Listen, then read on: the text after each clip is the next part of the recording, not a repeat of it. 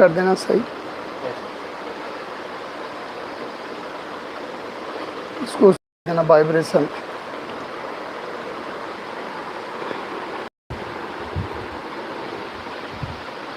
Light जला दिए sir.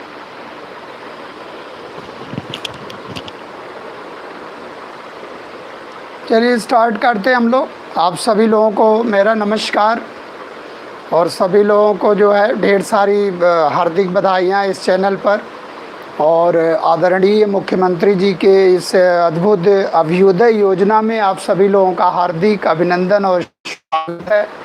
सभी लोग आ जाओ तुरंत। जो है आज एक बहुत ही महत्वपूर्ण टॉपिक हम लोग पढ़ेंगे और वो टॉपिक जो है मेंस के लिए भी महत्वपूर्ण है और प्री के लिए भी बहुत ही महत्वपूर्ण है और एक तरह से अवधारणात्मक टॉपिक है। फैक्चुअल भी है और अवधारणात्मक टॉपिक है, यानी कि द रिवोल्ट ऑफ 1857, यानी कि 1857 के विद्रोह के बारे में आज हम लोग डिटेल स्टडी करेंगे।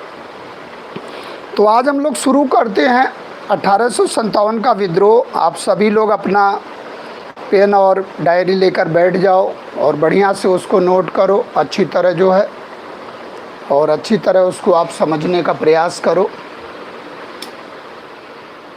तो शुरू करते हम लोग जो है 1857 का रिवोल्ट, यानी कि द रिवोल्ट ऑफ 1857।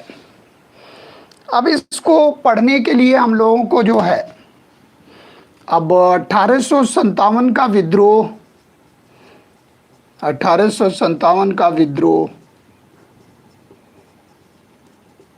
यानी कि द रिवोल्ट ऑफ 1857 बड़ा ही महत्वपूर्ण टॉपिक है और इससे कई आयाम जुड़ेंगे। पहले हम लोग आयाम को समझ लेते हैं, फिर वन बाय वन इसको पढ़ेंगे। हम लोग काफ़ी डिटेल इसका स्टडी करेंगे।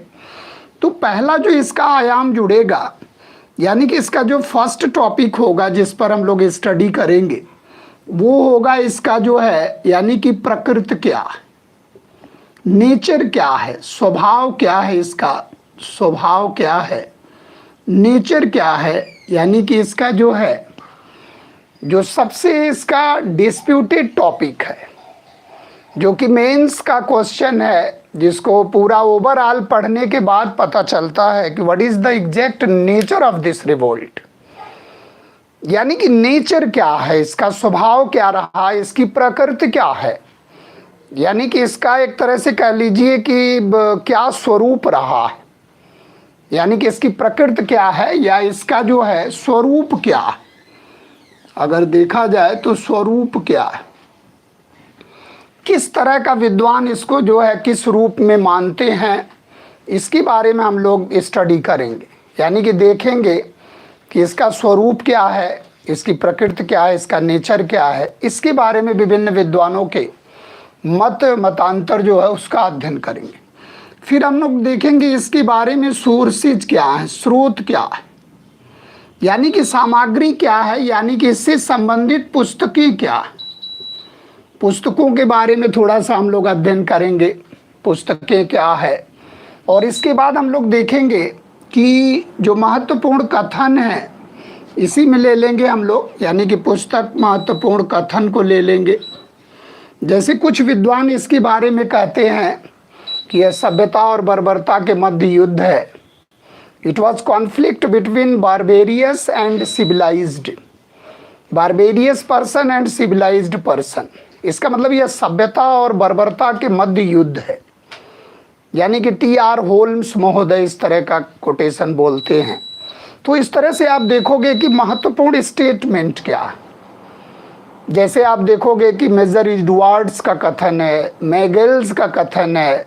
मैंगेल्स ने कहा कि बहुत ही सौभाग्य से हमें मिला है ये साम्राज्य और एक छोर से लेकर दूसरे छोर तक ईसाई धर्म की पताका को फैलाना। यानी कि ढेर सारे कोटेशन मिलेंगे, स्टेटमेंट मिलेंगे जो इससे संबंधित हैं, जिसके बारे में हमें स्टडी करना। इसके बाद आप देखोगे कि इस विद्रोह से तो अतीत में मिलेगा, यानी कि situations, factors which where responsible for this revolt, यानी कि वो परिस्थितियां क्या हैं वो कारण क्या है जिसके वजह से, जिसके कारण जो है यह विद्रोह उत्पन्न हुआ। यानी कि अंग्रेजों के विरुद्ध एक बहुत बड़ा महासंग्राम हो गया, एक बहुत बड़ी क्रांति आ गई। कुछ विद्वान इसको जो है इस रूप में भी देखते हैं। हालांकि क्रांति का मतलब क्या होता है कि मौलिक परिवर्तन, यानी कि अभूतपूर्व परिवर्तन। यानी कि क्रांति का मतलब क्या है कि बिल्कुल A totally change into B, यानी कि क्रांति जो होता है यानी कि मौलिक परिवर्तन, अभूतपूर्व परिवर्तन जो लाए। लेकिन ऐसा नहीं हुआ कि ब्रिटिश हुकूमत समाप्त हो गई हो, और नहीं तो आप देखोगे शोषण की मात्रा बढ़ने लगी। ब्रिटिश हुकूमत एक नए रूप में आई। कंपनी का शासन तो समाप्त हो गया, लेकिन ब्रिटिश हुकूमत का शासन समाप्त नहीं हुआ। इसलिए हम लोग इसको एक टोटलिटी में क्रांति तो नहीं कह सकते हैं। एक विद्रोह, एक नई जो अवधारणा आ रही है वो महासंग्राम के रूप में आ रही है। जो नए विचारक हैं वो कह रहे हैं नहीं, ये बहुत बड़ा एक जो है महासंग्राम था, जो ब्रिटिश हुकूमत को सोचने के लिए बाध्य कर दिया। ऐसे तो आप देखोगे छिटपुट विद्रोह तो हमेशा ही हुए हैं, 100 वर्षों का इतिहास रहा उसका, उसके बारे में हम लोग देखेंगे। तो कारण हमेशा अतीत में होगा, और इस कारण का अध्ययन करने के लिए हम लोग प्लासी से इसको पिकअप करेंगे। यानी कि from the battle of Plassey till the revolt, Plassey से लेकर और इस विद्रोह तक जो संचित असंतोष था विभिन्न प्रकार का, चाहे वो जनजातीय असंतोष हो, चाहे वो नागरिक असंतोष हो, चाहे वो सैन्य असंतोष हो, चाहे वो सामंती असंतोष हो, चाहे वो कृषक असंतोष हो। यानी कि there were so many types of dissatisfaction,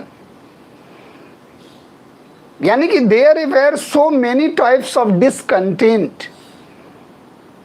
इसलिए आप देखोगे मिलिट्री अपराइजिंग हुआ, सिविल अपराइजिंग हुआ, ट्राइबल अपराइजिंग हुआ। तो there were so many types of revolt against British rule. British सत्ता के विरुद्ध आप देखोगे कई प्रकार के विद्रोह होंगे, जनजातीय विद्रोह होंगे, सैन्य विद्रोह होंगे। वो एक लंबा इतिहास है। ये ऐसा नहीं कहा जा सकता कि एक एक्सटेम्पोर है, एक आकस्मिक है। कुछ लोग कहते हैं कि बिल्कुल आकस्मिक है। 100 वर्षों का आप देखोगे असंतोष का समुचित परिणाम। जैसे कभी कभी लिखने के लिए आता है ना, तो आप टोटलिटी में लिखने लगते हो, क्योंकि जो आर्ट्स के विद्यार्थी हैं उनके पास सामग्री ज़्यादा है, वो कन्फ्यूजन में रहते हैं। जो अदर फैकल्टी वाले हैं उनके पास सामग्री का अभाव है, लेकिन अगर उन्होंने स्टडी अच्छी तरह से किया है तो वो शायद अच्छा लिखेंगे, बेहतर लिखेंगे, क्योंकि हमें जो पूछ रहा है उसके बारे में बताना। जैसे कभी कभी क्वेश्चन आता है ना कि क्या यह विद्रोह यानी कि एक तरह से कह लीजिए चर्बी युक्त कारतूस का उत्पाद था। क्या आप इस कथन से सहमत हैं? और सहमत नहीं हैं तो पक्ष विपक्ष में अपना तर्क दीजिए। तो इसका मतलब चर्बी युक्त कारतूस का नाम ले रहा है, इसका मतलब इसके स्वरूप पर कहीं ना कहीं फोकस कर रहा। तो हमें किसी एक स्वरूप के साथ समझौता नहीं कर लेना है, हमें किसी एक कारण के साथ समझौता नहीं कर लेना है। यानी कि सभी कारणों का सम्मिलित असंतोष का परिणाम समग्र है ये महाविस्फोट या महाक्रांति। समुच्चय है, it was the totality of all factors. यानी कि एक इंक्लूसिव स्टडी करना, एक होलिस्टिक व्यूज में स्टडी करना, क्योंकि इसको जो सैन्य दृष्टिकोण से देखेगा उसको सैन्य कारण दिखाई देगा, जो राजनीतिक दृष्टिकोण से देखेगा उसको राजनीतिक कारण दिखाई देगा, जो धार्मिक आईने से देखेगा उसको धार्मिक क्रांति दिखाई देगी, जो सामाजिक दृष्टिकोण से देखेगा उसे सामाजिक क्रांति दिखाई देगी। लेकिन ओवरऑल अगर इस क्रांति को देखा जाए तो सभी कारणों का सम्मिलित परिणाम है ये क्रांति, सभी कारणों का सम्मिलित असंतोष का परिणाम। तो कारण के बारे में हम लोग देखेंगे प्लासी से लेकर और यहाँ तक। इसका भी एक फैक्टर हम लोग स्टडी करेंगे, यानी कि इस विद्रोह की असफलता के कारण क्या थे। ये बहुत बड़ा एक फैक्टर है कि असफलता के कारण क्या थे। असफलता के कारण, असफलता में आप देखो अ शब्द लगा है, और इसको अगर आप तोड़ोगे पूरी तरह, जब हम लोग इसको स्टडी करेंगे, यानी कि अभाव की तरफ इंगित कर रहा। समय का अभाव, फल का अभाव, लगन का अभाव, ताकत का अभाव, यानी कि ओवरऑल एक स्ट्रेटजी का अभाव, एक लीडरशिप का अभाव, एक संगठन का अभाव, एक सहभागिता का अभाव, यानी कि एक सघनता में नहीं रहा वो चीज। अभाव का मतलब बिल्कुल ना होना नहीं, अभाव का मतलब वो चीज समुचित मात्रा में नहीं रही। राजा महाराजा के अब जो है सहयोग का अभाव, जनता के जन भागीदारिता का अभाव, संसाधनों का अभाव, अत्याधुनिक संसाधनों का अभाव, कुशल रणनीति का अभाव, अखिल भारतीय स्वरूप का अभाव, अभाव। इसी से आप देखो फेल्योर की ओर जाते हो। जब आप असफल हो जाते हो, इसका मतलब आपने समय का बेहतर उपयोग नहीं किया। आपके दिमाग में फल की इच्छा तो हमेशा रही, लेकिन लगन कहीं इंटरेस्ट के साथ आपने समुचित रणनीति नहीं बनाया, या लगन एक ताकत के साथ उस सही दिशा में उसको नहीं प्रवेश दिया गया, एक रूप नहीं दिया गया। तो इसलिए विद्रोह में असफलता मिली भारतीयों को। इसके बाद लास्ट पॉइंट जो हम लोग अध्ययन करेंगे, इसके परिणाम या महत्ता का अध्ययन करेंगे, परिणाम का अध्ययन करेंगे, और लास्ट में आप देखोगे इसके इंपॉर्टेंस को देखेंगे कि इसने क्या क्या दिया पॉजिटिव परिणाम। जैसे आप लोकतांत्रिक मूल्यों का बीजारोपण हुआ, संवैधानिक विकास की परंपरा का सूत्रपात किया, इस तरह से आप देखोगे, यानी कि क्राउन का शासन शुरू हो जाता। पॉजिटिव वे में क्या क्या परिणाम आया, विभागीय परंपरा का शुरुआत धीरे धीरे होने लगा, यानी कि लोकतांत्रिक मूल्य, प्रजातांत्रिक मूल्य धीरे धीरे आगे आने लगेंगे। शिक्षा, साहित्य, भौतिक क्षेत्रों में विकास होने लगा। रेलवे, तार, डाकघर व्यवस्था धीरे धीरे विकसित होने लगा, यानी कि पॉजिटिव कॉन्सिक्वेंट। इसके महत्ता, यानी कि what is the significant of, what is the importance of this revolt, इसके एक समग्र आयाम में इसका अध्ययन करेंगे हम लोग। परिणाम को आप देखोगे तो आप देखो ये मेंस के पॉइंट ज़्यादा हैं, लेकिन इसमें प्रीलिम्स के फैक्ट भी दिखाई देंगे। फैक्ट को याद करना पड़ेगा थोड़ा, और उसी को पिरोकर मेंस में आप आंसर राइटिंग कर दोगे, क्योंकि 125 शब्द, 150 शब्द बहुत आराम से लिख सकते हो आप। मैक्सिमम 200 शब्द आप देखोगे तो अच्छे तरह से आप लिख सकते हो 1.25 पेज में। यानी कि मेन स्ट्रक्चर और इंट्रोडक्शन और मेन स्ट्रक्चर और कंक्लूजन, 3 पार्ट में केवल आंसर राइटिंग को बांटना, वो कर सकते हो आप। तो इसके परिणाम को देखेंगे। इसका परिणाम तात्कालिक भी हो सकता और दीर्घकालिक भी हो सकता। जैसे इसका कारण दीर्घकालिक भी हो सकता, तात्कालिक भी हो सकता। कारण आता है तो आप दीर्घकालिक भी खोजते हो, अंग्रेजों के द्वारा किया गया शोषण, और तात्कालिक में आप देखो अग्नि में घी का काम करता, चर्बी युक्त कारतूस वाला प्रकरण, ग्रीस्ड कार्टिजेज जो हैं, चर्बी युक्त कारतूस के प्रकरण को आप ले लेते हो, उसको आप देखते हो कि एक तात्कालिक कारण के रूप में। तो इस प्रकार से आप देखो तो बिल्कुल एग्जैक्ट इसके स्वरूप को आप अध्ययन कर सकते हो, और ओवरऑल अगर हम लोग स्टडी कर लें तो शायद इसके स्वरूप का भी पूरा पता चल जाएगा।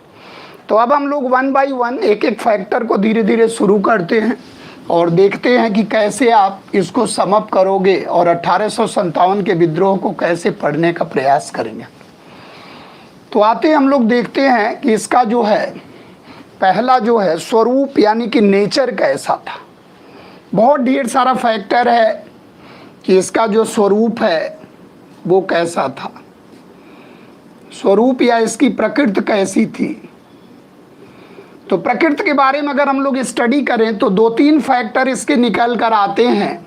एक तो कुछ लोग इसको जो है सैन्य विद्रोह के रूप में मानते हैं, सैन्य विद्रोह के रूप में मानते हैं, और कुछ लोग इसके राष्ट्रीय स्वरूप को स्वीकार करते हैं, राष्ट्रीय स्वरूप को स्वीकार करते हैं, और कुछ लोग इसको स्वतंत्रता संग्राम के रूप में मानते हैं, स्वतंत्रता संग्राम के रूप में मानते हैं।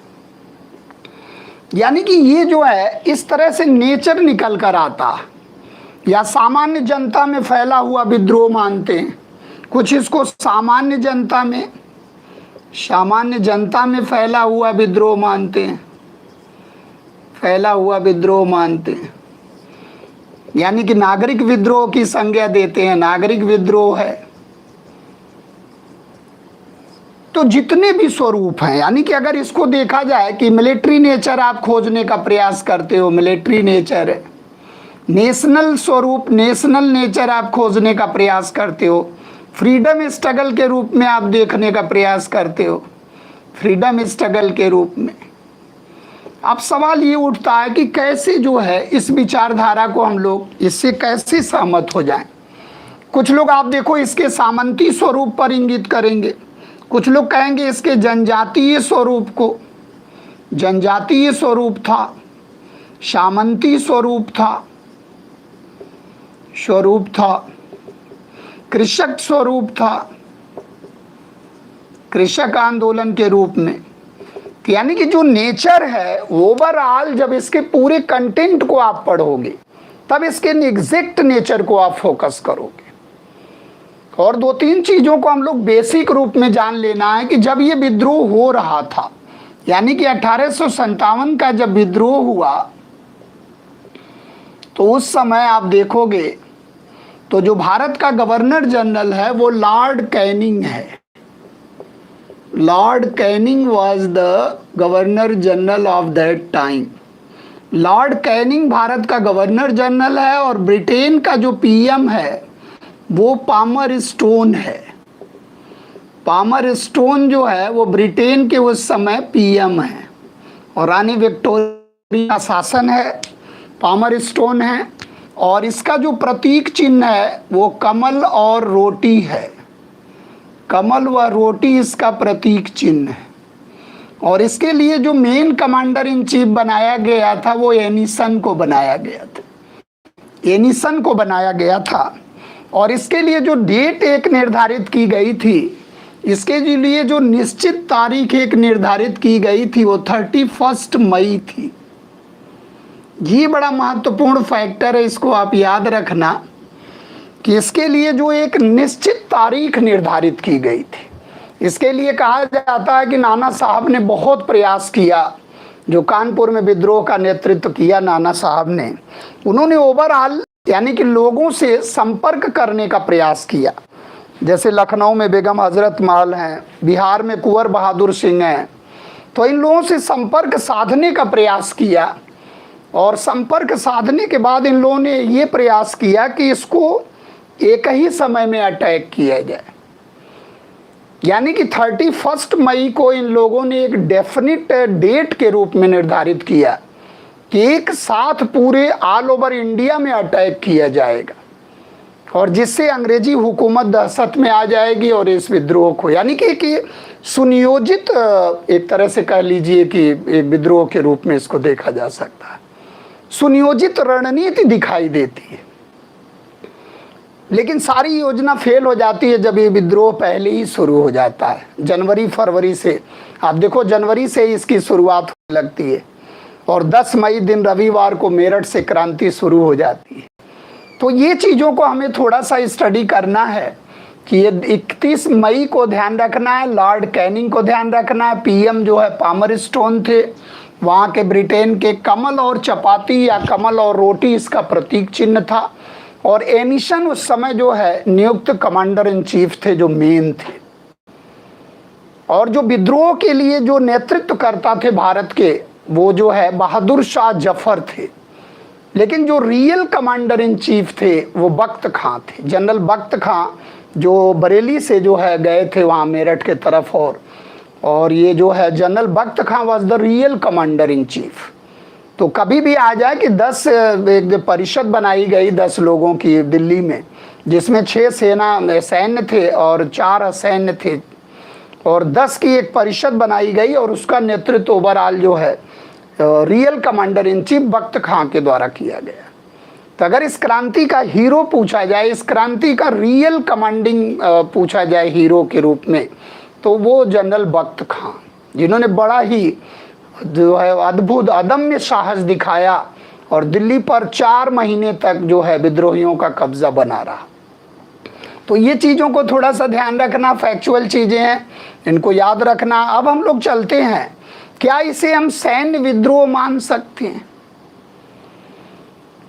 अगर इसको हम लोग देखें कि सैन्य, यानी कि सैन्य विद्रोह करने का मतलब क्या है, सैन्य स्वरूप को स्वीकार करने का मतलब क्या है, यानी कि अधिकांश मैक्सिमम सैनिक हमारे तरफ हों, ऐसा भी नहीं है। बहुत से सैनिक आप देखोगे इस विद्रोह को दबाने में अंग्रेजों का साथ दे रहे हैं। लेकिन आपको ये देखना है कि सैन्य स्वरूप कहने वाले कौन हैं, तो सर जॉन सीले हैं और लॉरेंस हैं, आउट्रेम हैं, टेलर हैं। ये प्राय जो अंग्रेज हैं, यानी कि जो अंग्रेज विचारक हैं, वो इसको फोकस करते हैं कि it was merely a military revolt. सैन्य स्वरूप को मानना चाहते, सैन्य स्वरूप को इंगित करते हैं। और भारतीय विचारकों में आप देखोगे तो सर सैयद अहमद खां भी इसी स्वरूप को इंगित करते हैं, जो उस समय बिजनौर में सदर अमीन के पद पर नियुक्त थे। यानी कि बिजनौर में आप देखोगे तो सदर अमीन के पद पर, नॉन मिलिट्री पद है, सबसे बड़ा पद होता था असैन्य क्षेत्र का, तो सदर अमीन के पद पर नियुक्त थे बिजनौर में सर सैयद अहमद खां, वही अलीगढ़ आंदोलन के प्रणेता, अलीगढ़ स्कूल और कॉलेज के प्रणेता सर सैयद अहमद खां, जिन्होंने कॉजेज ऑफ इंडियन म्यूटनी के नाम से पुस्तक लिखा है। उन्होंने इसको सैन्य स्वरूप के रूप में उन्होंने भी स्वीकार किया। तो सर सैयद अहमद खां। और आप देखोगे एक विचारक है यहाँ, दुर्गादास बंधु उपाध्याय जो हैं, दुर्गादास बंधु उपाध्याय ने भी इसको स्वरूप को स्वीकार किया कि ये जो है इसका स्वरूप मिलिट्री है, सैन्य स्वरूप। तो इस चीज को हमें ध्यान रखना है कि सैन्य स्वरूप को जो इतिहासकार हैं, जो विद्वान हैं, अंग्रेजी विद्वान ज़्यादा हैं, लेकिन सर सैयद अहमद खां और दुर्गादास बंदोपाध्याय ने भी इस स्वरूप को स्वीकार किया। इसके बाद हम लोग देखते हैं तो क्या whether this revolt was national in nature, क्या इसे हम नेशनल मान सकते हैं, क्या इसे हम राष्ट्रीय विद्रोह मान सकते हैं, जैसा कि कुछ विद्वानों ने माना है इसे। अब राष्ट्रीय विद्रोह करने के लिए जैसा कि आप देखोगे अशोक मेहता हैं, उन्होंने लिखा है इसको। अशोक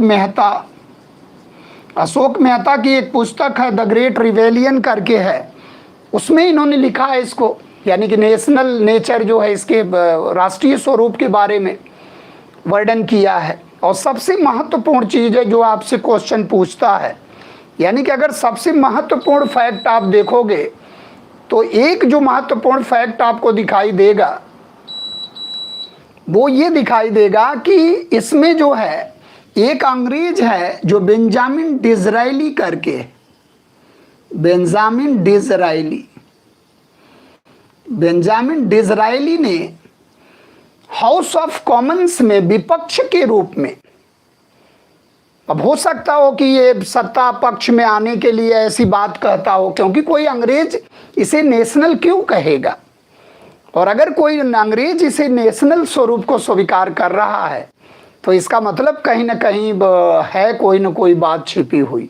तो ये विपक्ष में था और ये हाउस ऑफ कॉमन्स में इस बात को स्वीकार करता है कि यह तो एक राष्ट्रीय विद्रोह था, यानी कि एक तरह से सत्ता पक्ष को बताने के लिए कि ये तो बहुत बड़ा एक क्रांति था, विद्रोह था ये। यानी कि आप एक चीज देखो कि जो अंग्रेज है, जो कंजर्वेटिव पार्टी के विपक्ष का नेता, यानी कि एक तरह से कह लीजिए है बेंजामिन डिज़रायली, उसने इसके राष्ट्रीय स्वरूप को स्वीकार किया। इसके बाद आप देखो कि आप फिर अध्ययन करोगे स्वतंत्रता संग्राम, it was the freedom struggle, यानी कि इस स्वरूप को अगर आप मानने के लिए देखो तो इसमें जो महत्वपूर्ण विचारक हैं उसमें बीडी सावरकर का नाम सर्वोपरि। बीडी सावरकर का नाम लिया जाता बड़े सम्मान के साथ, विनायक दामोदर सावरकर। बीडी सावरकर जो है इसके बारे में आप देखोगे तो इनकी किताब भी है, सुनियोजित राष्ट्रीय स्वतंत्रता संग्राम के रूप में एक तरह से कहा जाए तो first war of Indian independence, यानी कि भारत का प्रथम स्वतंत्रता संग्राम। मूल रूप से मराठी में इनकी पुस्तक लिखी गई, the first war of Indian independence, और 50 वर्ष पूरे हो रहे थे। तो आप देखोगे 1907 में ये पुस्तक लंदन में लिखी गई। तो एक प्रकार से अगर आप देखो, और हिंदी में भी इसका जो है 1857 स्वतंत्रता का समर जो है, 1857 का स्वतंत्रता समर करके हिंदी में किताब ये ट्रांसलेट हुई, और फिर लाला हरदयाल ने अंग्रेजी में इसका अनुवाद किया, और उस समय इस किताब पर बैन लग गया था। बाद में गुप्त रूप से ये हॉलैंड में प्रकाशित हुई पुस्तक। तो the first war of Indian independence यानी कि बीडी सावरकर की किताब है, इसको भी ध्यान में रखना कि बड़ी महत्वपूर्ण किताब, और इसमें दिखाया है कि ये जो है एक स्वतंत्रता संग्राम के रूप में था। और इस पुस्तक को आप पढ़ोगे तो बिल्कुल रोंगटे खड़े हो जाएंगे, यानी कि इसमें इन्होंने सबूत के साथ दिखाया कि नहीं, नेशनल फीलिंग्स थी लोगों में, क्योंकि आज से विद्रोह नहीं हो रहा, पहले से आप देखोगे असंतोष ये आ रहा, और पहले से लोग एक तरह से अहिंसक विद्रोह कर रहे हैं। तो ये इस प्रकार से आप देखोगे कि, और इसके बाद आप देखोगे एस.बी. चौधरी हैं, पी.सी. जोशी हैं, शशि भूषण चौधरी ने बताया कि ये सामान्य जनता में फैला हुआ विप्लव था। पी.सी. जोशी को आप देखोगे, इन्होंने भी इस तरह के विचारधारा का समर्थन किया। तो ओवरऑल एक नेचर के रूप में देखा जाए, एक प्रकृति के रूप में देखा जाए, तो किसी पक्ष के समर्थन में आपको बात नहीं कहना। उस आईने से देखोगे आप तो वही स्थिति आएगी। जैसे कोई कहे कि what is the nature of our earth, पृथ्वी का स्वरूप कैसा है, तो पृथ्वी का स्वरूप तो जैसी पृथ्वी वैसे ही है, पृथ्व्याकार है, यानी कि लब्धक है, यानी कि जियोइड है। तो पृथ्वी का स्वरूप कैसा है, पृथ्वी जैसा है। तो किसी एक तत्व को हम लोग पूरी तरह इंगित नहीं कर सकते, किसी भी एक फैक्टर के साथ हम पूरी तरह नहीं जा सकते, क्योंकि वो इसके साथ बेईमानी होगा। यानी कि कहा जाए कि सभी कारकों का एक सम्मिलित असंतोष का परिणाम था ये महासंग्राम। उसमें प्रशासनिक कारण, सैन्य कारण, सारे कारण आके सम्मिलित रूप से आएंगे। आर्थिक कारण, सामाजिक कारण, चर्बी युक्त कारतूस वाले प्रकरण से शुरू हो गया। शुरू तो होना ही होना था, वो तो एक कह लीजिए अग्नि में घी का काम किया केवल। तो स्वरूप पर ध्यान रखना है कि कभी भी इस तरह का आए तो थोड़े बहुत कंटेंट के रूप में इनको फैक्चुअल के रूप में याद करना। इसके बाद हम लोग देखते हैं, थोड़ा सा हम लोग स्टडी करेंगे इसके नेचर के बाद। तो नेचर कभी भी आए तो नेचर इसका जो है एक तरह से कह सकते हैं कि शोषक का शोषित का शोषक वर्ग के विरुद्ध एक बहुत बड़ा संग्राम था। ये इसका नेचर एक निकल के आता है कि शोषित वर्ग का शोषक वर्ग के विरुद्ध एक बहुत बड़ी जो है एक तरह से कह लीजिए महासंग्राम था ये, संचित असंतोष। अब इसके बाद हम लोग देखें कि सोर्सेज, इसको थोड़ा देखें हम लोग, स्रोत क्या थे, यानी कि सामग्री क्या थी। एक बहुत बड़ा पहलू क्या है कि सोर्सेज, यानी कि बहुत बड़ा एक पहलू इसका है कि इसको हम जानते कैसे हैं। इसका लेखन, यहीं से आप देखोगे तो लेखन बहुत, साहित्यिक रचनाएं, दार्शनिक रचनाएं पूरी यहाँ से शुरू हो जाएंगी। लोग गीतों के माध्यम से, पुस्तकों के माध्यम से अपनी बात को बताने का पूरा जो एक तरह से कह लीजिए कि निरंतरता शुरू हुई, यहाँ से पूरी तरह से शुरू हो जाएगा। और जबकि आप देखोगे समाचार पत्रों की भूमिका पहले से चली आ रही है। प्रिंटिंग प्रेस पुर्तगालियों के द्वारा उसका आविष्कार कर दिया गया। 1780 में जेम्स अगस्टस हिक्की के द्वारा समाचार पत्र प्रकाशित होने लगे। यानी कि कहीं ना कहीं ये सब चीज़ें तो अग्नि में घी का काम कर रही हैं। चाहे वो धर्म सुधार, समाज सुधार के लिए देखो, चाहे 1857 विद्रोह के लिए देखो आप। तो इस प्रकार से अगर इसके सोर्सेज को देखा जाए, पुस्तकें जो इससे संबंधित हैं, तो एक पुस्तक हम लोगों को ध्यान रखना है। एक तो अशोक मेहता की पुस्तक है, अशोक मेहता की पुस्तक है द ग्रेट रिवेलियन। ये पुस्तक याद रखना आपको, द ग्रेट रिवेलियन करके। The great rebellion Ashok Mehta की पुस्तक है, द ग्रेट रिवेलियन, महान विद्रोह करके है। और इसके बाद एक पुस्तक है सर सैयद अहमद खां की, सर सैयद अहमद खां की एक पुस्तक है, अहमद खां। इनकी पुस्तक है the causes of Indian mutiny, the causes of Indian mutiny. यानी कि इसको आप देखोगे तो इस पुस्तक का नाम है आसबाबे बगावत हिंद, आसबाब ए बगावत ए हिंद, यानी कि आसबाब ए बगावत हिंद। इस तरह करके पुस्तक आएगी तो सर सैयद अहमद खां की पुस्तक है, आसबाब ए बगावत ए हिंद करके है, the causes of Indian mutiny, what were the factors of Indian mutiny, उस पर इन्होंने लिखा है। और ये पुस्तक चूंकि उसी समय की है और ये 1860 में प्रकाशित हुई थी और उस समय की घटनाओं का वर्णन करती है। तो इसमें लिखा गया सर सैयद अहमद खां जो बिजनौर में सदर अमीन के पद पर थे। इसी तरह से आप देखोगे कि एक पुस्तक जो है लिखी गई है डॉक्टर यशयन सेन, ये पुस्तक बहुत ही महत्वपूर्ण है। यशयन सेन की पुस्तक है और ये पुस्तक का टाइटल है 1857। इसको ऐसे ही लिखना है, शब्दों में नहीं लिखना है।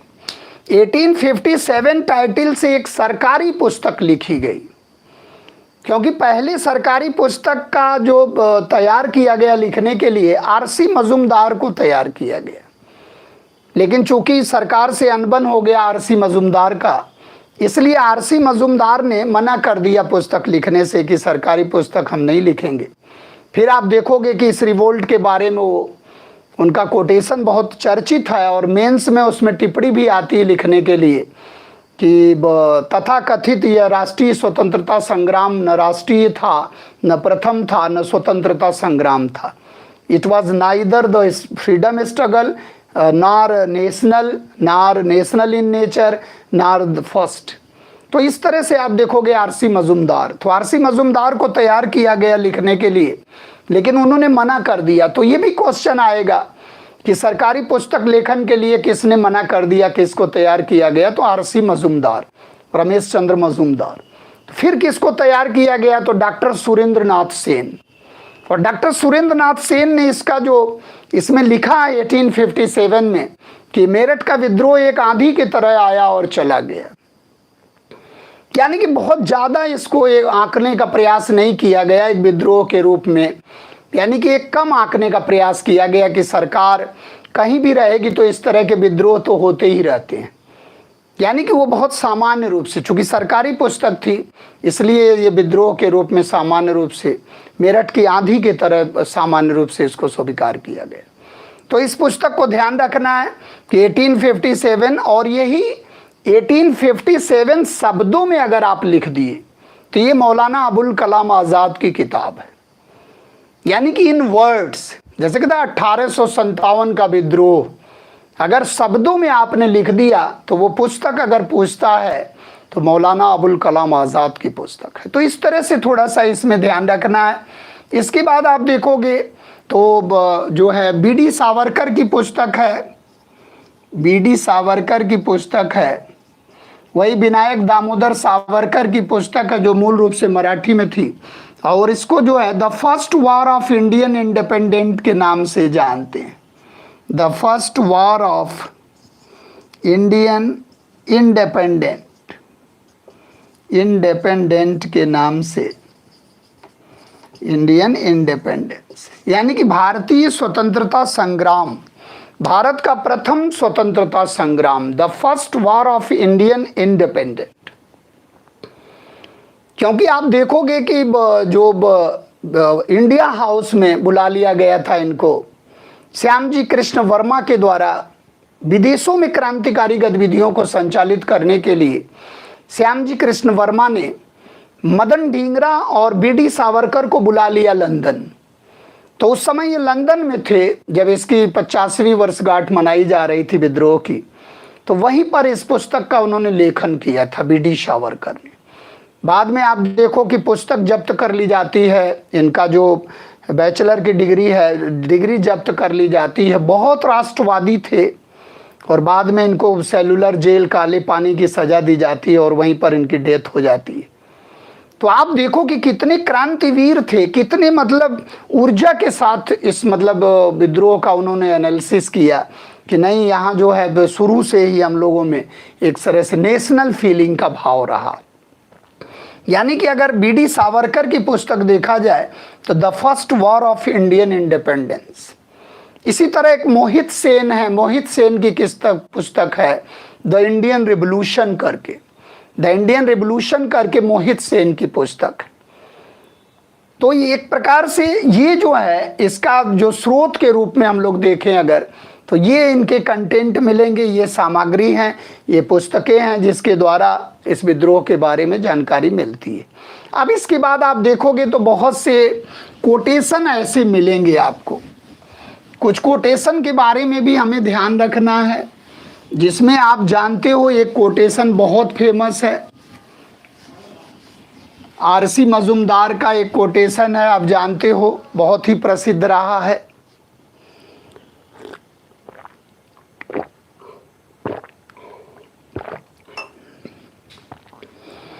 आरसी मजूमदार का एक कोटेशन है, कथन अगर देखा जाए कि विभिन्न प्रकार से कथन कैसे हैं, तो सबसे फेमस जो कोटेशन है आरसी मजूमदार का।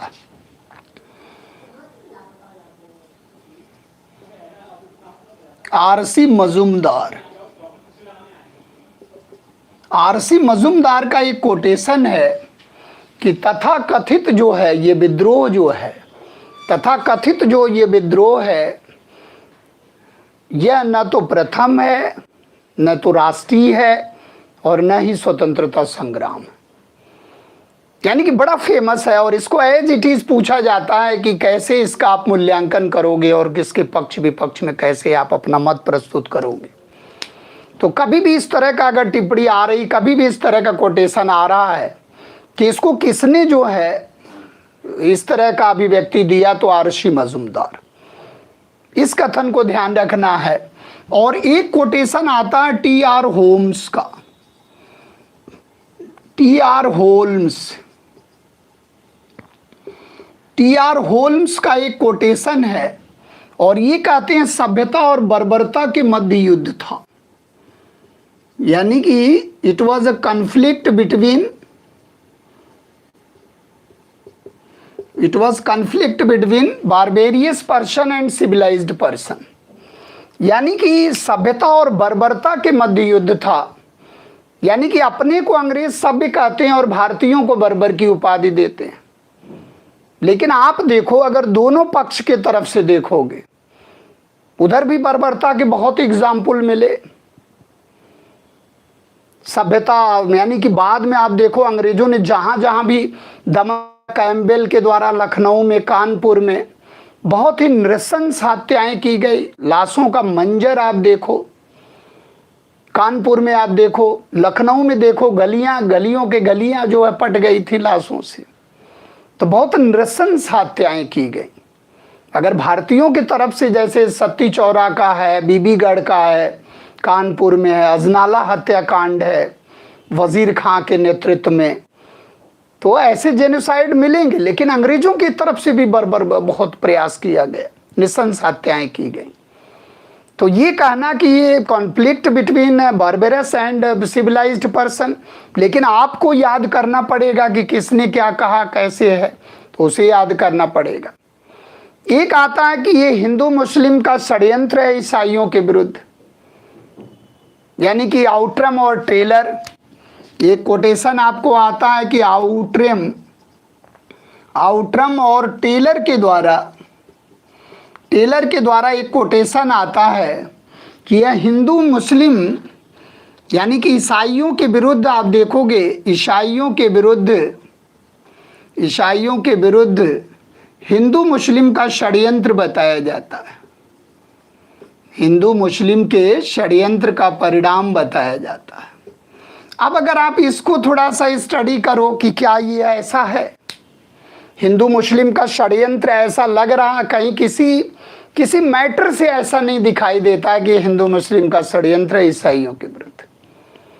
तो ये चीजें यानी कि इस तरह का जो नोशंस है, इस तरह की जो आइडियोलॉजीज है, इस तरह का जो विचारधारा बनाया गया है, ये कोटेशंस को आपको ध्यान रखना है। कभी कभी ये कोटेशंस आते हैं इस तरह से, जैसे ईसाइयों का धर्मांधों के विरुद्ध, धर्मांधों का ईसाइयों के विरुद्ध जो है ये एक तरह से जो है लड़ाई थी, वो एल.ई.आर. रिज के द्वारा कहा गया।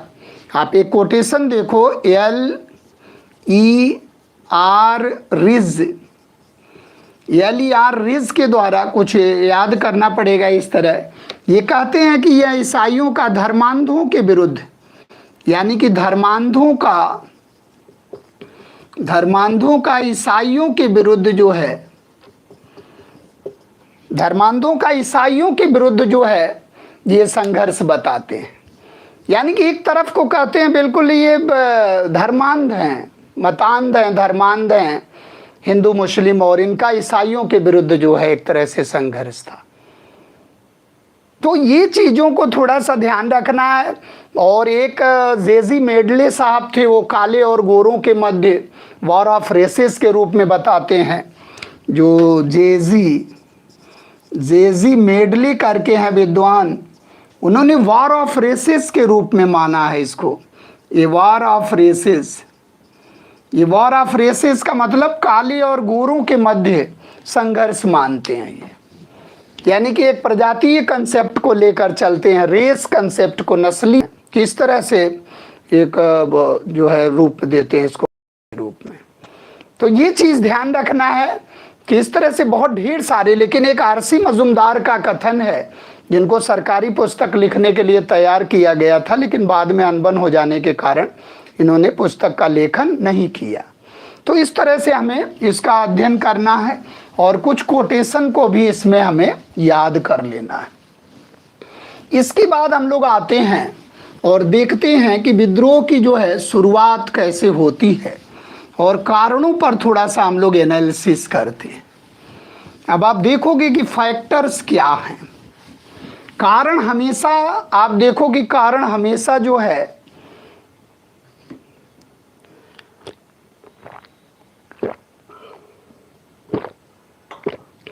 कारण हमेशा अतीत में पाए जाएंगे। यानी कि 1857 के विद्रोह का कारण अगर खोजना है तो वो प्लासी से लेकर और 100 वर्षों के इतिहास में मिल जाएंगे। और कहा जाता है कि अंग्रेजों के विरुद्ध प्रत्येक वर्ष में एक विद्रोह हुआ और एक दशक में एक बड़ा विद्रोह हुआ। और अंग्रेजों के द्वारा भारत में अपनाई गई प्रशासनिक, राजनीतिक, धार्मिक, आर्थिक, सैन्य नीतियों के असंतोष का समुचित परिणाम। किसी एक आईने के संदर्भ में इसको देखे जाने की आवश्यकता नहीं, किसी एक आयाम के संदर्भ में इसको समझे जाने की आवश्यकता नहीं तो इसको कम आंका जाएगा, इसको कम समझने का प्रयास किया जाएगा, इसके आंशिक स्वरूप को केवल समझने का प्रयास किया जाएगा। कभी कभी रहता है ना कि अंश को समझकर हम समग्र को बोल देते हैं। जैसे जैन में एक स्यादवाद आया कि वो 5 अंधे एक हाथी पर लेटे हुए थे और हाथी के जिस अंग को स्पर्श कर रहे थे उसी को समग्र हाथी मान ले रहे थे। जबकि ज्ञान हमें किसका रहता, अंश का, लेकिन हम बोलते हैं समग्र के रूप में। उसी को स्यादवाद कहा गया, theory of relativity. We all are relative, our knowledge is relative, human being are also relative, all article are relative. कोई भी एब्सोल्यूट नहीं, एब्सोल्यूट केवल एक अलमाइटी पावर है। हम अपने अपने नजरिए से उसकी व्याख्या करते हैं, लेकिन क्या वो व्याख्या समग्र है? नहीं। तो अगर हम सभी को ले लें, यानी कि समुचित समुच्चय का परिणाम अगर बोल दें, जैसे कभी कभी क्वेश्चन आता कि इस विद्रोह का कारण क्या था, वास्तविक कारण क्या था, तो बच्चे चर्बी युक्त कारतूस लगा के चले आते हैं जो गलत हो जाता है। नहीं, वास्तविक कारण के रूप में इसको नहीं लेना। वास्तविक कारण के रूप में लेना आर्थिक शोषण, अंग्रेजों के द्वारा किया गया आर्थिक शोषण, राजनीतिक शोषण, राजनीतिक नीतियां, प्रशासनिक नीतियां।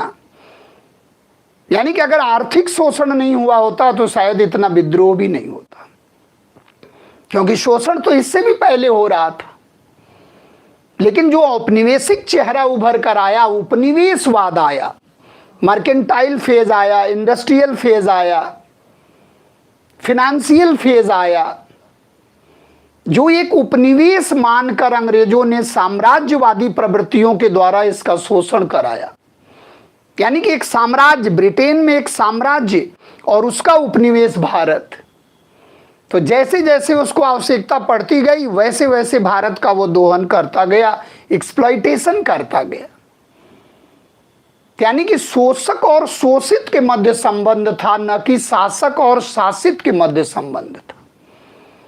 जब शासक और शासित के मध्य संबंध हो तो आप समझ लो कि वो उपनिवेश नहीं है, और जब शोषक और शोषित के मध्य संबंध हो तो समझा जाएगा कि वो उपनिवेश है। और उपनिवेश का चरित्र क्या होता है? आर्थिक शोषण। और आर्थिक शोषण के लिए इन्होंने क्या अप्लाई किया? रैयतवाड़ी सिस्टम, महालवाड़ी सिस्टम और जमींदारी सिस्टम। इन सिस्टम को लाकर इन्होंने जो है पूरा जो है भारत का शोषण किया। उत्तर भारत, दक्षिण भारत, भारत के पश्चिमोत्तर क्षेत्र का शोषण किया। उससे उपजा असंतोष जो है इस क्रांति को बहुत बड़ा अंजाम देने में महत्वपूर्ण भूमिका निभाया, जिसमें अग्नि का घी का काम किया। तात्कालिक कारण आए तब चर्बी युक्त कारतूस को लगाना। तो कारण को अगर हम लोग देखें तो कारण के रूप में आप देखोगे ढेर सारे फैक्टर आ जाएंगे। यानी कि अगर इस विद्रोह के कारण का अध्ययन किया जाए, कारण क्या थे, factors which where responsible for this revolt, तो कारण तो आप देखोगे ढेर सारे क्या हो सकते हैं। पॉलिटिकल फैक्टर में आप ढेर सारे फैक्टर देखोगे। एक आप देखोगे इसमें एक तरह से कह लीजिए आर्थिक कारण क्या है, मेजर इकोनॉमिकल फैक्टर, आर्थिक कारण।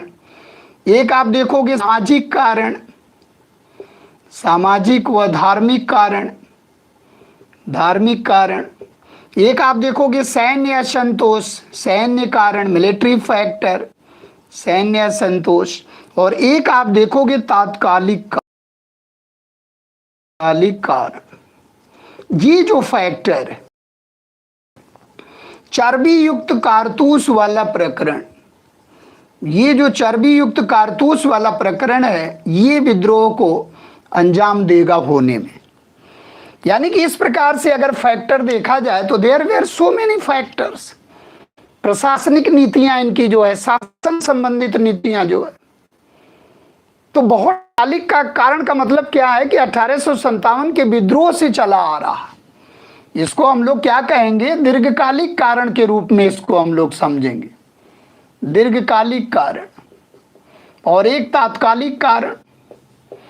यानी कि अगर दीर्घकालिक कारण हम लोग देखें तो 1800 यानी कि 1757 के प्लासी के युद्ध से लेकर और 1857 के विद्रोह तक का बिल्कुल 100 वर्षों का सफर है। ये फैक्टर लेके चलोगे। एक कोटेशन आया था सर चार्ल्स नेपियर का।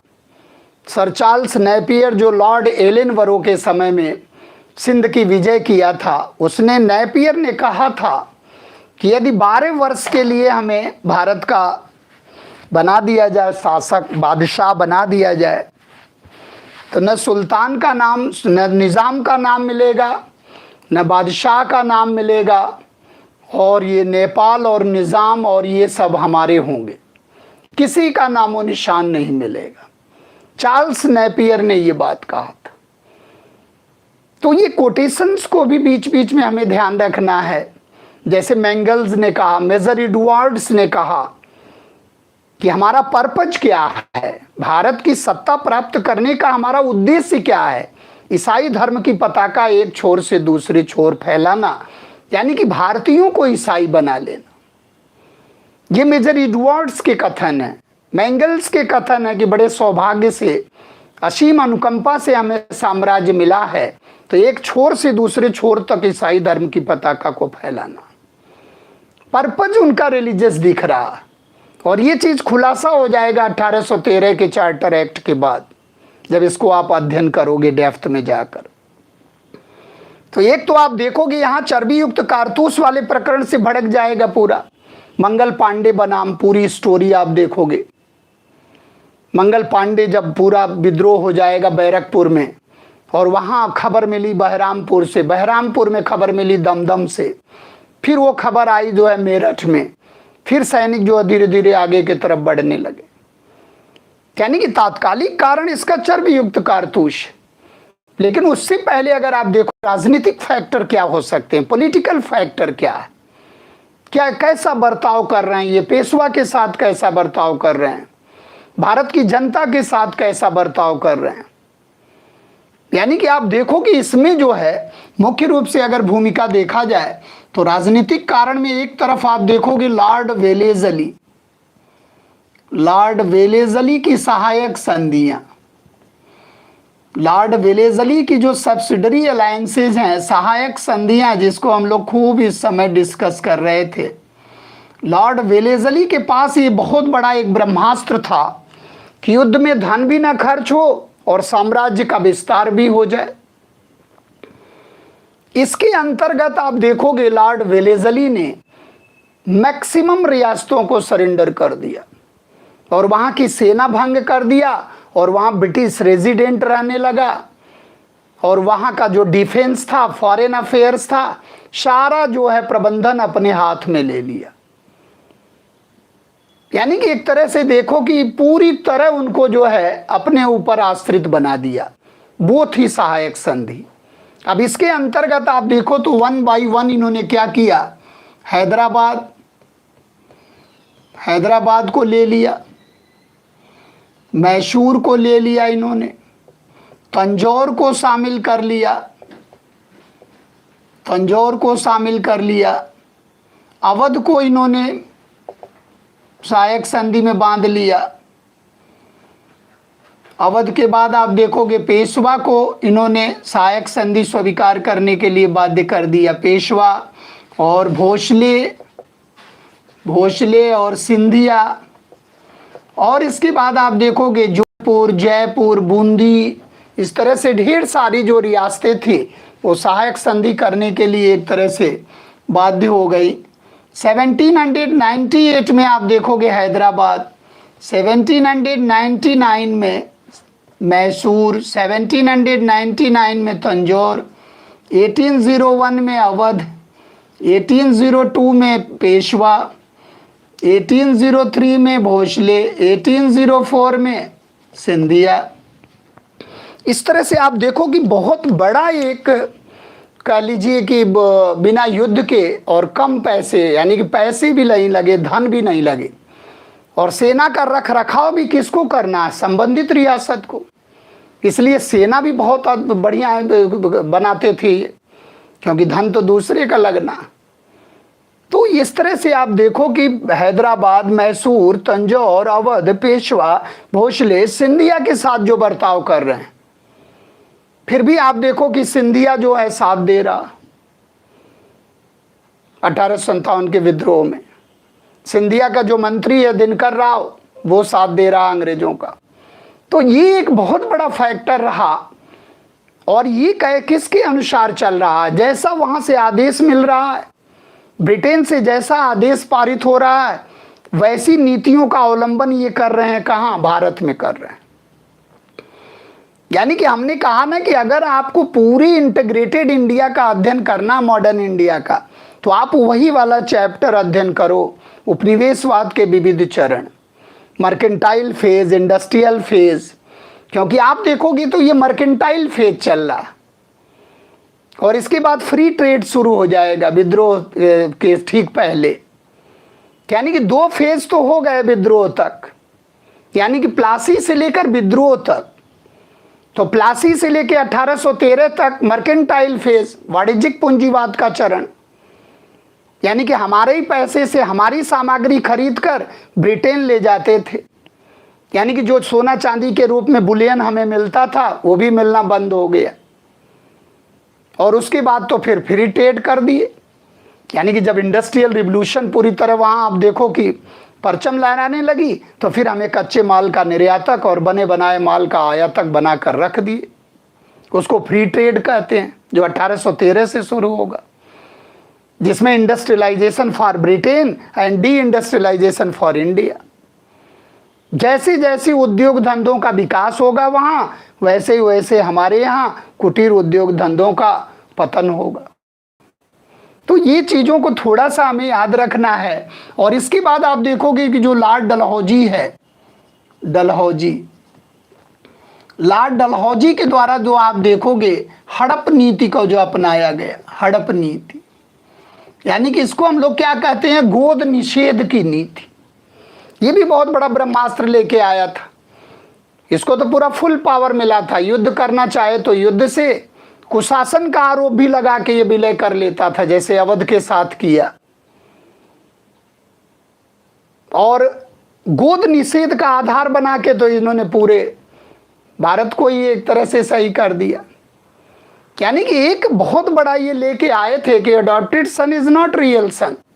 अगर आपके पास औरस पुत्र नहीं है, अगर आपके पास जैविक पुत्र नहीं है, अगर आपके पास एक तरह से कह लीजिए अपना रियल सन नहीं है, तो फिर आप देखोगे कि ये मानते नहीं थे उसको प्रॉपर्टी में और हिस्सेदार नहीं मानते थे। एडॉप्टेड सन, यानी कि एडॉप्टेड सन का आधार लिए, इसका मतलब हमारे परंपरागत जो है परंपराओं पर कुठाराघात कर रहे हैं। ये भी एक बहुत बड़ा सामाजिक और धार्मिक फैक्टर है। यानी कि हड़प नीति को आप देखोगे, अब हड़प नीति के सहारे देखो आप इन्होंने क्या किया, यानी कि 1848 से लेकर और ये समझ लो आप 1854 तक सतारा, जैतपुरा, संबलपुर,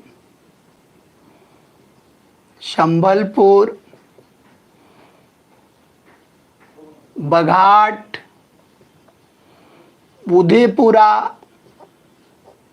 उदयपुरा, झांसी,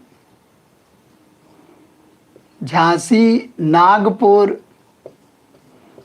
देखो सतारा सबसे पहली बार 48 में। इसके बाद आप देखोगे कि 1853 और 54 और 1852 और 50 में बघाट है।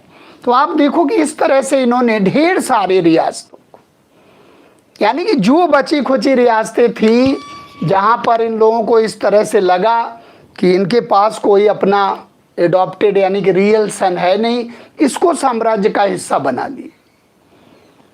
तो इस आधार पर, मतलब इस मुद्दे को लेकर रानी लक्ष्मीबाई और नागपुर के और इस तरह के लोग जो है इस विद्रोह में शामिल हुए।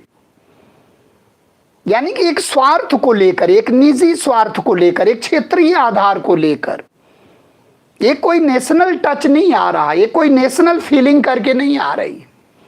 क्षेत्रवाद ज्यादा हावी है, क्षेत्रीय मुद्दे ज्यादा हावी है। जैसे बाबू कुंवर सिंह का जमींदारी का मुद्दा, रानी लक्ष्मीबाई का एडॉप्टेड सन का मुद्दा, झांसी का केस है, यानी कि और नाना साहब का पेंशन का मुद्दा है। तो ये अपने अपने निहित निजी मुद्दों को लेकर ये लड़ाई करते थे, इसलिए एक नेशनल टच नहीं आ पाया, एक उद्देश्य में एक रूपता नहीं आ पाई, एक स्ट्रेटजी में समायोजन नहीं आ पाया। जैसे अंग्रेजों में था, अंग्रेजों में देखो आप युद्ध कौशल भी था। कैम्पबेल आप देखो लॉर्ड कैनिंग के निर्देश से सब चल रहे हैं। कैम्पबेल आप देखो लखनऊ में भी विद्रोह का दमन कर रहा और कानपुर में भी विद्रोह का दमन कर रहा। यानी कि जैसा ऊपर से आदेश मिल रहा वैसा ही अमल में आ रहा। यानी कि उद्देश्य की एक रूपता भी दिख रही है वहां, सैन्य नियोजन भी दिख रहा, सैन्य कौशल भी दिख रहा। जबकि सैन्य अनुपात आप देखो तो 1:5 था, कभी कभी 1:6 भी हो जाता था, 7-7 भी हुआ। यानी कि एक भारतीय, यानी कि एक यूरोपीय सैनिक पर आप सोचो 5 भारतीय सैनिक थे, फिर भी हार गए हम लोग। तो इस सैन्य अनुपात को तुरंत कम कर दिया उन्होंने विद्रोह के बाद। और अवध के, आप सोचो, अवध के ही वर्दीधारी अगर सिपाही नहीं होते तो शायद हमारी तरफ से तो कोई भाग ही नहीं लेता सेना का। तो ये चीज हमें ध्यान में रखना है कि ये जो हम लोग स्टडी कर रहे हैं, पूरा कारण का पूरा स्टडी डिटेल कर रहे हैं हम लोग, तो आप देखो कि पॉलिटिकल फैक्टर में लॉर्ड वेलेस्ली की सहायक संधियां और लॉर्ड डलहौजी के द्वारा अपनाई गई संधियां यानी कि नीतियां। अब इसके बाद आप देखोगे कि इनका जो है जो बादशाह है उसके प्रति जो बर्ताव था, बादशाह के प्रति जो व्यवहार था, जो पेशवा के प्रति इनका किया गया बर्ताव था, जो अवध के प्रति इनका किया गया बर्ताव था, जो जमींदारों के प्रति इनका किया गया बर्ताव था, जमींदारों के प्रति यानी कि जो परंपरागत जमींदार थे, इनके प्रति जो अंग्रेजों ने व्यवहार किया, उससे भी जनमानस में एक असंतोष पैदा हुआ। जैसे आप बादशाह की बात देखो, लॉर्ड ऑकलैंड से आप देखो, लॉर्ड ऑकलैंड के समय में इनके जो ये खिल्लत वगैरह देते थे, जो नजराना लेते थे, जैसे जब कोई नवाब वगैरह बनता था तो इनको नजराना मिलता था। जैसे आपने नाम सुना होगा कि अली वर्दी खां जब सरफराज खां को घेरिया के युद्ध में यानी कि मार कर और जब नवाब बना तो 2 करोड़ रुपया इनको नजराना दिया था मुगल बादशाह को।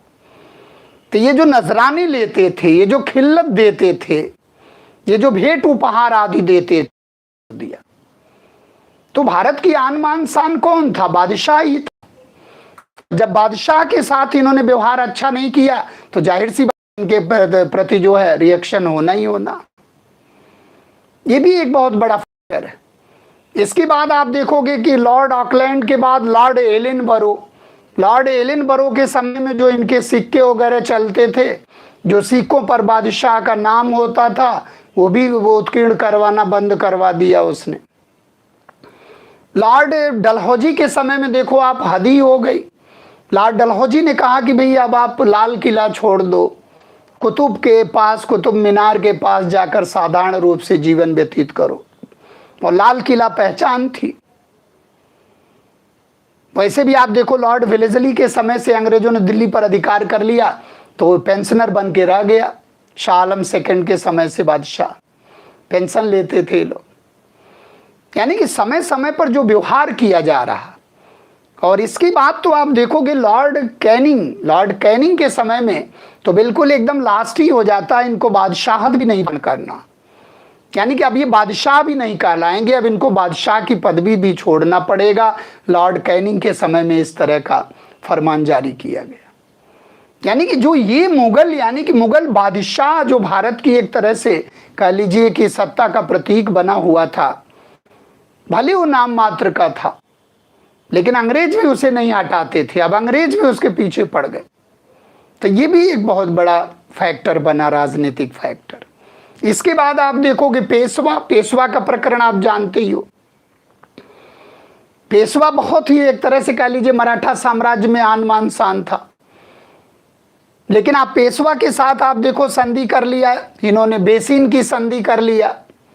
यानी कि 1802 में आप देखोगे तो बेसिन की संधि जहाज पर अंतिम पेशवा बाजीराव द्वितीय के साथ होती है। और इसके बाद तरह तरह से वो जो है उसकी सेना को भंग करके अपनी सेना रखना, उसका रख रखाव लेना, यानी कि जो उसके स्वाभिमान पर डायरेक्ट एक तरह से ठेस पहुंचा। और उसे बाद में जब फील हुआ तो फिर जो है ये मराठे लड़ने के लिए तैयार हुए। लेकिन तीसरा आंग्ल मैसूर जब आंग्ल मराठा युद्ध हुआ तो उसमें 1818 में संधि हो गई।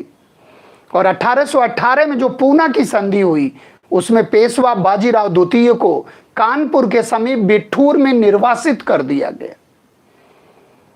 यानी कि बिठूर में निर्वासित कर दिया गया। और वो भी आप सोचो मराठवाड़ा से बाहर अवध के क्षेत्र में, यानी कि कानपुर के क्षेत्र में एक छोटे से स्थान बिठूर में इनको निर्वासित कर दिया गया। और 8 लाख की पेंशन दे दिया गया और वहीं ये रहते रहे। और वहीं पर इनका 1853 में वहीं देहांत हुआ। और इन्हीं के जो है दत्तक पुत्र थे नाना साहब दुंदू पंत। धुंधु पंत नाना साहब जिनके ऊपर रिवार्ड लगा था, यानी कि इनाम लगा था कि इनको कोई पकड़ेगा तो उसको इनाम दिया जाएगा, वो नाना साहब। और नाना साहब इनके दत्तक पुत्र थे, लेकिन इन्होंने लास्ट पेशवा माना किसको? बाजीराव सेकंड को। इसके बाद इन्होंने किसी को पेशवा मानने के लिए तैयार ही नहीं हुए। और आपको एक चीज और मालूम होगा कि वही नाना साहब, यानी कि नाना साहब के ही देख रेख में लक्ष्मीबाई, यानी कि झांसी की जो रानी थी, वो भी तलवारबाजी और घुड़सवारी सीख रही थी। क्योंकि जो उनके पिता थे तांबे, मोरोपंत तांबे, जो मनु मणिकर्णिका के पिता थे, वो भी किसके यहाँ सेवक के रूप में थे? बाजीराव सेकंड के सेवक के रूप में थे। बाद में जो है आप देखोगे तो मणिकर्णिका मनु की शादी होती है लक्ष्मी झांसी के राजा से, तो आप देखो कि वहां से, यानी कि दामोदर राव से। तो एक तरह से आप देखो कि बिल्कुल एक गंगाधर राव से शादी होती है और फिर दामोदर राव को इन्होंने दत्तक पुत्र अपना बनाया, क्योंकि गंगाधर राव के कोई पुत्र था नहीं। और जब दामोदर राव को इन्होंने अपना दत्तक पुत्र बनाया और 1853 में गंगाधर राव की डेथ हो जाती है इनके पति की, और उसके बाद ये समरभूमि में कूद जाती हैं, कहती हैं जल झांसी मैं किसी को नहीं दूंगी। तो ये चीज दिमाग में हमें रखना है कि क्या इंडिविजुअल स्वार्थ को लेके व्यक्ति लड़ रहा, क्या नेशनल इंटरेस्ट को लेके लड़ रहा, क्या आपसी तालमेल इसमें आ रहा, क्या विद्रोह के लिए कोई पूर्व योजना भी दिख रही है? इन सब चीजों पर जब हम लोग अध्ययन करेंगे चर्बी वाले कारतूस पर, क्योंकि दूसरे फोल्ड में इस विद्रोह को हम लोग समाप्त करेंगे, यानी कि कल का टॉपिक भी रहेगा जिसमें विस्तार से इस विद्रोह को हम लोग अध्ययन करेंगे। यानी कि एक चीज आप देखो कि ये पूरा राजनीतिक फैक्टर, बादशाह के प्रति इनका व्यवहार, पेशवा के प्रति इनका व्यवहार, और अवध देखो आप, अवध को तो धाय कहा जाता था, कल्प वृक्ष के रूप में इसकी छवि बनी थी, बफर स्टेट के रूप में इसको यूज करते थे। लेकिन अब चूंकि एक बेहतरीन मार्केट के रूप में उभर सकता था, अवध को एक तरह से उस औपनिवेशिक दृष्टिकोण से ये देखते थे, इसलिए अवध, अच्छा अवध का नवाब शुजाउद्दौला बक्सर के युद्ध में अंग्रेजों के विरुद्ध भाग लिया, वहीं से इनका शुरू हो जाता दौर। तो अवध को आप देखो, अब अवध में तो बायोलॉजिकल सन भी था, बिरजीस कादिर। अवध के अंतिम नवाब कौन थे? वाजिद अली शाह। अब वाजिद अली शाह को कैसे हटाया जाए, क्योंकि उनके पास तो अपना बेटा भी है, रियल सन भी है बिरजीस कादिर। बेगम हजरत महल, महक परी के नाम से प्रसिद्ध हैं बेगम हजरत महल, जिनको महक परी के नाम से जब ये फैजाबाद में युद्ध कर रहे थे तो वहां से मिली थी, उनके निकाह किया गया। तो वाजिद अली शाह को आप देखो, और वाजिद अली शाह को कलकत्ता निर्वासित कर दिया गया और वहीं पर इनको पेंशन देना शुरू कर दिए। और इसके बाद बेगम हजरत महल कानपुर लखनऊ से विद्रोह का नेतृत्व करने लगी, बिरजीस कादिर को जो है अपना नेतृत्व बनाकर, जो है उनकी संरक्षिका बनकर। तो बेगम हजरत महल ने इस विद्रोह में नेतृत्व क्यों किया, इस विद्रोह में शामिल क्यों हुआ, क्यों अपना जो है पार्टिसिपेशन उन्होंने दिया? यानी कि कहीं ना कहीं उनका एक प्रकरण था जो बैड गवर्नेंस का आधार बना के अंग्रेजों ने गलत तरीके से अवध का विलय किया। यानी कि 1856 में आप देखोगे तो आउट्रम के रिपोर्ट के आधार पर कुशासन का आरोप लगाया गया, बैड गवर्नेंस का आरोप लगाया गया, और उस कुशासन का आरोप लगाकर लॉर्ड डलहौजी ने अवध का विलय कर लिया। तो ये तो बहुत बड़ा एक फैटल हुआ। इसके कारण भी अवध के सैनिक, अच्छा अवध के सैनिक क्या थे? वर्दीधारी किसान ही तो थे। तो इसका मतलब ये भी बहुत बड़ा एक तरह से कह लीजिए सैन्य विद्रोह के रूप में उभर रहा, और अवध के सैनिक पूरी तरह जो है लड़ गए जो अंग्रेजों के विरुद्ध। तो ये चीज हमें ध्यान में रखना कि अवध के साथ किया गया बर्ताव, और इसके बाद आप देखोगे जमींदारों के साथ किया गया बर्ताव, यानी कि जो स्थायी बंदोबस्त है, जो जमींदारी व्यवस्था, उससे भी आप देखोगे उसमें सनसेट लॉ है। उसके कारण भी बहुत से जो नवसृजित जमींदार हैं वो भी दुखी हो जाते हैं, और बहुत से तो जमीन से ऐसे बेदखल हो जाते हैं कि मजदूरी करने के लिए, नक्सलाइट बनने के लिए बहुत से लोग इस तरह की गतिविधियों में लिप्त हो जाते हैं। उसका कारण क्या है? सनसेट लॉ और स्थायी बंदोबस्त यानी कि परमानेंट सेटलमेंट जो लॉर्ड कॉर्नवालिस के द्वारा लाया गया था। तो जमींदारों के लिए, और इसमें भी आप देखोगे एक डलहौजी के समय में 1852 में बंबई में एक इनाम कमीशन की स्थापना की गई, इनाम आयोग की स्थापना की गई। अब आप सोचो कि इस इनाम आयोग को आप स्टडी करो, यानी कि बंबई में इनाम कमीशन की स्थापना की गई जिसका मुख्य कार्य क्या था कि ये जांच किया जाए कि कौन सा जागीरदार के पास जो जागीर है वो वैलिड है या नहीं है। ऐसे आप देखोगे 35,000 जागीरों का सर्वेक्षण किया गया और 35,000 जागीरों में 20,000 जागीरें फर्जी पाई गई और उन 20,000 जागीरों को जब्त कर लिया गया। तो ये भी बनेगा क्या, एक राजनीतिक इशू बनेगा, एक सामाजिक इशू बनेगा, एक धार्मिक इशू बनेगा, एक आर्थिक इशू भी बनेगा। यानी कि उनका क्या है, वो भी जाएंगे जागीर से बेदखल होंगे, उनका परिवार भी सड़क पर आ जाएगा। इस तरह से कह लीजिए कि उनकी जो शान शौकत थी वो भी खत्म हो जाएगी जागीर में। इस तरह का कारनामा कौन कर रहा, लॉर्ड डलहौजी। तो अगर पॉलिटिकली कहा जाए कि politically who was responsible for this revolt, तो अगर एक व्यक्ति को या आप दो व्यक्ति का नाम लेना है तो लॉर्ड वेलेस्ली और लॉर्ड डलहौजी पॉलिटिकल रूप में जो इसके लिए उत्तरदायी है। इसके बाद आप देखोगे आर्थिक नीतियां, आर्थिक नीतियों के बारे में हमने डिटेल स्टडी किया था उपनिवेशवाद के चरण में कि अंग्रेजों के द्वारा जो अपनाई गई समय समय पर राजस्व कलेक्शन की जो विधियां थी, मेथड ऑफ रेवेन्यू कलेक्शन, जैसे आप देखोगे कि बंगाल, बिहार, उड़ीसा में permanent settlement by Lord Cornwallis, दक्षिण भारत में कैप्टन रीड और थॉमस मुनरो के द्वारा स्थापित रैयतवाड़ी व्यवस्था, जिसमें एक तरफ किसान और एक तरफ जो अंग्रेज, और बीच में बिचौलिए के रूप में कोई नहीं था। लेकिन जब अंग्रेज ज़्यादा शोषण करते थे तो महाजन उत्पन्न हुए, सूदखोर उत्पन्न हुए। यानी कि सबसे ज़्यादा अगर लैंड एरिया पर देखा जाए तो रैयतवाड़ी व्यवस्था थी 51% पर, और 19% पर जो है अस्थाई बंदोबस्त था, इस्तेमरारी बंदोबस्त, और 31% पर आपका महलवाड़ी था जो पंजाब और उधर के इलाके में था, सिंध के इलाके में। महाल यानी कि 2 गांवों और 2 गांवों से अधिक का जो समुच्चय बना था महाल के रूप में। महलवाड़ी व्यवस्था उधर आच्छादित थी जिसमें मार्टिन बर्ड और हॉल्ट मैकेंजी के द्वारा स्थापित वो व्यवस्था थी। सब भी इन्होंने खूब वसूली किया। और स्थायी बंदोबस्त में तो आप देखो जमीनों को इन्होंने एक झटके में किसानों को वहां से बेदखल कर दिया और जमींदारों को बिचौलिया बना दिया। और वो जमींदार इतना हाई वसूल करते थे क्योंकि उसमें क्या है 11% अपने पास रखते थे और 89% अंग्रेजों को दे देते थे। तो जो परमानेंट सेटलमेंट रहा जो 1793 से शुरू हुआ, और उधर आप देखोगे रैयतवाड़ी 1820 से और 1822 से शुरू हो जाती है महलवाड़ी व्यवस्था। यानी कि बंगाल, बिहार, उड़ीसा का शोषण परमानेंट सेटलमेंट के माध्यम से, जमींदारी व्यवस्था के माध्यम से, और दक्षिण भारत का शोषण रैयतवाड़ी व्यवस्था के माध्यम से, और भारत के पश्चिमोत्तर क्षेत्रों का शोषण महलवाड़ी व्यवस्था के माध्यम से इन्होंने किया।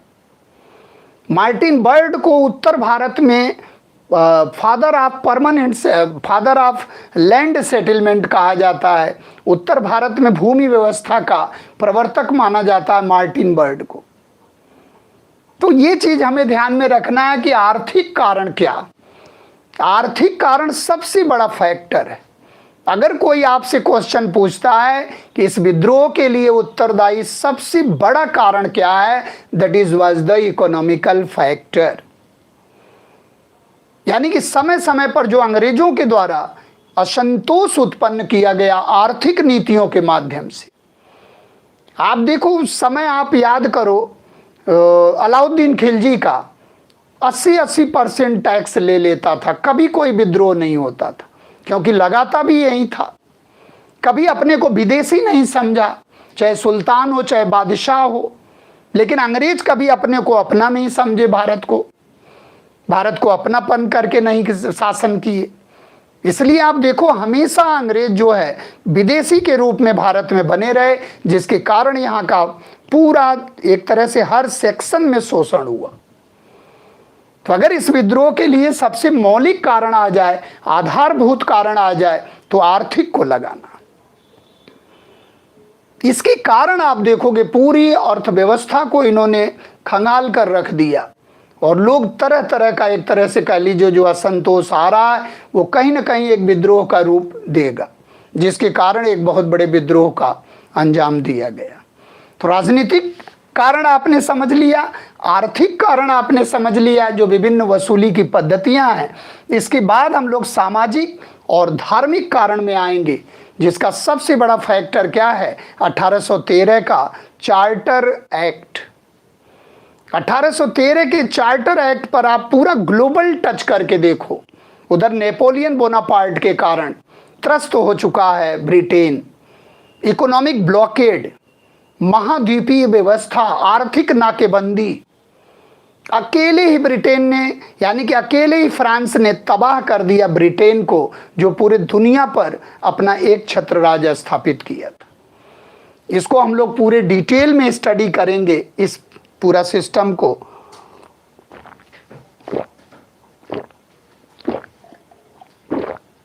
क्या स्थिति? तो इस पूरे सिस्टम को हम लोग सामाजिक और धार्मिक कारण को एक तरह से लेके चलेंगे, फिर सैन्य कारण और तात्कालिक कारण होते हुए फिर आगे के तरफ हम लोग बढ़ेंगे।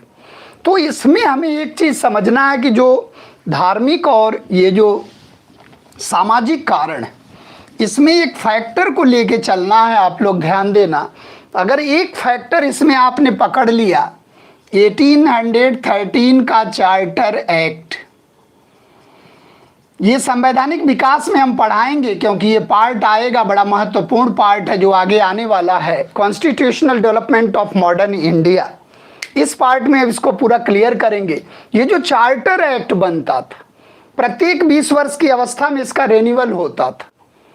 तो आप देखो, इससे पहले जो चार्टर है वो 1793 में आ जाएगा, इसके बाद 1833 में आएगा, 1853 में आएगा। ये 4 चार्टर बने। इसमें आप देखो गवर्नर जनरल को, यानी कि बंगाल के गवर्नर जनरल को वीटो दे दिया गया। यहां आप देखो कि इसका कंपनी का व्यापारिक एकाधिकार समाप्त कर दिया गया, और यहाँ जो है कंपनी जो है ईस्ट इंडिया कंपनी के नाम से प्रसिद्ध हुई, और प्रशासनिक शक्तियों का एकीकरण कर दिया गया, और बंगाल का गवर्नर जनरल पूरे भारत का गवर्नर जनरल बन गया। और भारत में लॉ कमीशन की स्थापना की गई, यानी कि कोडिफाइड करने के लिए, संहिताबद्ध करने के लिए, और वहाँ पर लॉर्ड मैकाले के अध्यक्षता में एक लॉ कमीशन की स्थापना भारत में की गई। तो जो किस एक्ट के अंतर्गत था? 1833 के। और प्रशासनिक शक्तियों का एकीकरण कर दिया गया, और दास प्रथा को समाप्त करने की बात कही गई, और नौकरियों में भेदभाव को समाप्त करने की बात कही गई। यानी कि यहाँ तक आप देखोगे तो अंग्रेजों की पॉलिसी धीरे धीरे चेंज होती चली जाए। इसी के बाद आप देखोगे चाय के क्षेत्र में बहुत ज़्यादा बदलाव, यानी कि असम चाय बागान, यानी कि भूमि खरीद कर और एक तरह से cash crop, commercialisation of cash हो जाए, क्रॉप हो जाएगा, कृषि का वाणिज्यीकरण ये कर देंगे। तो एक तरह से आप इसके बाद आप देखोगे नौकरियों की प्राप्ति कैसे होगी? कंपटीशन के द्वारा, यानी कि कॉम्पिटिटिव एग्जामिनेशंस के द्वारा, प्रतियोगी परीक्षा के द्वारा नौकरियां मिलेंगी। वो बात कहाँ कही गई? चौथे चार्टर एक्ट में। यानी कि यहाँ कहा गया कि कंपनी का कार्यकाल 10 वर्ष के लिए बढ़ा दिया गया। यहाँ भी कहा गया कि कंपनी का कार्यकाल 10 वर्ष के लिए बढ़ा दिया गया। यहाँ कहा गया कि कंपनी का कार्यकाल 10 वर्ष के लिए बढ़ा दिया गया। लेकिन यहाँ कहा गया कि कंपनी का जीवन ब्रिटिश संसद के इच्छा पर निर्भर करेगा। यानी कि अब अवसर आएगा तो ब्रिटिश संसद कंपनी को समाप्त कर देगी। यहां ये बदलाव आया। तो ये चारों को हम लोग एक साथ मिलाकर पढ़ेंगे। लेकिन अभी आप देखो कि इसके लिए कारण क्या है। अब देखो आप 1857 का विद्रोह यहाँ है, इसके लिए जितने ये हैं सब कारण हो जाएंगे। और यहाँ आप देखोगे तो इसमें हमने आपको बताया था कि इसमें 4 सेक्शन है, धर्म, समाज, शिक्षा और व्यापार, यानी कि अर्थ या व्यापार। 4 सेक्शन पर आप फोकस करोगे, यानी कि धार्मिक क्षेत्र में ईसाई मिशनरियों को खुली छूट मिल गई भारत आने की, बिना रोक टोक के भारत आती थी और बेइंतहा जो है, जो गरीब था, जो लोभ में प्रलोभन में आकर ईसाई धर्म को स्वीकार कर लेता था, उन्हें ईसाई बनाती थी। यानी कि यहीं से आप देखोगे कि धार्मिक फैक्टर काम करना शुरू कर देगा। और सामाजिक क्षेत्र में अंग्रेजों ने क्या कहा कि अब हम समाज में जो कुरीतियां हैं, अंधविश्वास हैं, उसे हम खत्म करेंगे। यानी कि सामाजिक क्षेत्रों में हम सक्रिय हस्तक्षेप करेंगे। अब बताओ कि 1784 का जो पिट्स इंडिया एक्ट है, वहां अंग्रेज अहस्तक्षेप की बात कर रहा, पॉलिसी ऑफ नॉन इंटरफियरेंस की बात कर रहा, और यहाँ अंग्रेज सक्रिय हस्तक्षेप की बात कर रहा। और जब कोई फायदा नहीं हो रहा है तो विद्रोह के बाद अंग्रेज क्या कहेगा कि अब हम अपने को अलग थलग कर लेंगे। यानी कि अब भारतीय रीति रिवाज परंपराओं से अंग्रेजों को कोई लेना देना नहीं। अब देखो कैसे एटीट्यूड चेंज हो गया। ऐसे आईएएस में क्वेश्चन आएगा कि भारतीय रीति रिवाज और परंपराओं के प्रति अंग्रेजों का दृष्टिकोण विद्रोह के बाद कैसा रहा, क्योंकि विद्रोह में उन्होंने देख लिया कि कोई महत्वपूर्ण भूमिका नहीं रही, बहुत से तो तटस्थ ही बैठे रहे, क्योंकि उन्होंने देखा कि अगर बहुत मेहनत कर लेंगे तो जमादार के पद पर हो जाएंगे सैन्य क्षेत्र में, और असैन्य क्षेत्र में सदर अमीन के पद पर हो जाएंगे। तो ये चीजें जो बर्ताव देखा गया, यानी कि धर्म के क्षेत्र में, समाज के क्षेत्र में और शिक्षा के क्षेत्र में, इन्होंने क्या कहा, 1 लाख रुपया पर एनम खर्च करेंगे। लेकिन फिर वो बहुत बड़ा विवाद बन गया, जिसको हम लोग एंग्लो ओरिएंटल कंट्रोवर्सी के नाम से जानते हैं। उसी को हम लोग आंग्ल प्राच्य विवाद के नाम से जानते हैं, जो आपका मेंस में भी क्वेश्चन बनता है।